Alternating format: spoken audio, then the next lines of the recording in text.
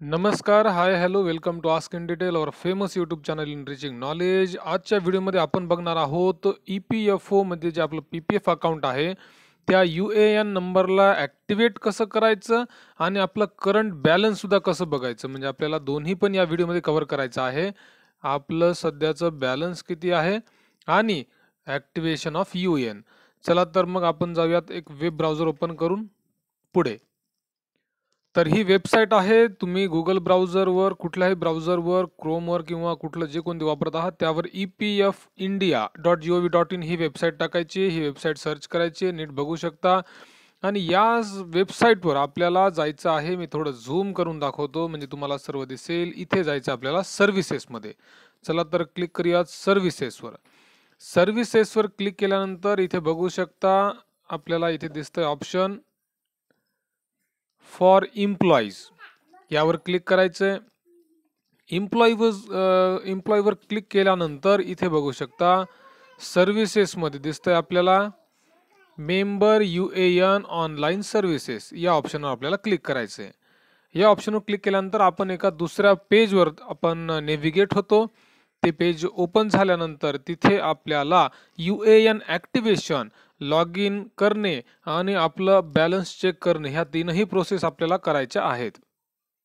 चला तर बघू शकता तुम्ही इथे आपण हे स्क्रोल करूयात. स्क्रोल केल्यानंतर तुम्हाला इथे दाखवतो अलर्ट आहे, ठीक आहे, ओकेवर क्लिक करा. इथे बघू शकता UAN नंबर आणि पासवर्ड टाकून लॉग इन करता येतं. इथं बघा कॅप्चा कोड टाकायचा आणि लॉग इन करायचं. पण आपण ॲक्टिवेट करायचं आहे आपल्याला आधी. त्यामुळे ॲक्टिवेशनसाठी आपल्याला अजून स्क्रोल डाऊन करायचं आहे. स्क्रोल डाऊन केल्यानंतर इथे बघू शकता इम्पॉर्टंट लिंक्समध्ये ॲक्टिवेट UAN ह्यावर आपल्याला क्लिक करायचं आहे. यावर क्लिक केल्यानंतर आता जो आपल्याला UAN नंबर आपल्या ऑर्गनायझेशनकडून मिळालेला आहे, आपण जिथे काम करतो तिथून आपल्याला हा UAN नंबर माहीत होतो किंवा आपल्याला मोबाईलवर किंवा मेलवर देखील हा UAN नंबर आलेला असतो. आता ॲक्टिवेट करण्यासाठी पहिली स्टेप नीट बघून घ्या काय आहे. सगळ्यात पहिल्यांदा दोन पद्धतीने करू शकता. एक तर UAN नंबर किंवा मेंबर ID दोन्ही आपल्याकडे येतात मेलवर वगैरे. तर दोन्हीपैकी कुठलाही ऑप्शन वापरू शकतो. सध्या UAN सिलेक्ट केलेला आहे तर ह्या समोरच्या बॉक्समध्ये टाकायचा आहे आपल्याला UAN नंबर. त्यानंतर आपल्याला टाकायचा आहे आधार नंबर. आपल्या आधार कार्डवर असलेलं आपलं नाव.